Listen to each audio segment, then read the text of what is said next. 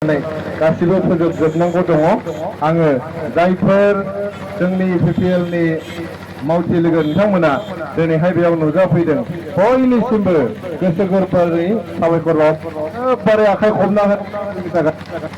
जों बयनिबो थाखाय बे आखाइ खबनाय आरो जोङो प्रमोदनि खनसे जिन्दाबाद होनांगौ जोङो प्रमोद UPPL जिंदाबाद UG ब्रह्म जिंदाबाद नोंथांमोना बयबो गाव गावनि न'आव मोजाङै जाहाथे थांफिननो हायो जोंनि गोग्गो देहा लानानै रावबो गोख्रैयै थांनाङा ধৈর্যে যাব নালাগে কোনো পর্যায়ে আমি ফটো মানে তেনেকৈ বেয়া পৰিস্থিতি যাতে সন্মুখীন নহয় এইটো চাব লাগে এক্সিডেণ্ট হ'ব নালাগে সবাই যাতে নিজৰ ঘৰত ভালে ভালে ঘূৰি যায় এইটোকে মই অনুৰোধ কৰিছোঁ আৰু আপোনালোকে UPPLৰ হৈ কাম কৰক পৰিৱৰ্তনৰ কাৰণে কাম কৰক উন্নতিৰ কাৰণে কাম কৰক ঘৰে ঘৰে যাওক গাঁৱে গাঁৱে যাওক আৰু UPPLৰ কথাবিলাক কওক তো মই আপোনালোকক সকলোকে ধন্যবাদ দি আজি দতমা পৰিৱৰ্তন যাত্ৰা ইয়াতে সমাপ্ত হ'ল বুলি মই ঘোষণা কৰিলোঁ जोंनि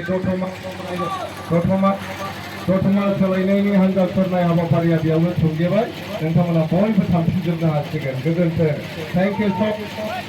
राजु नार्जारि जिंदाबाद राजु जिंदाबाद राजु नार्जारि पक्षे राजु नार्जारि पक्षे राजु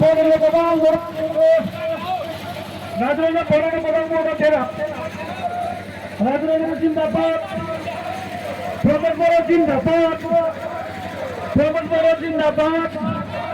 जय UPPL जय UPPL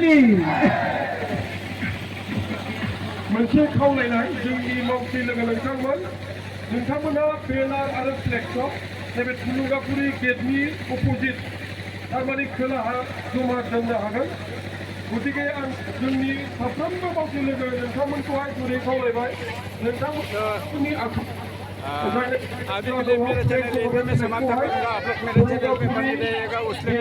लिए आगे दीजिए।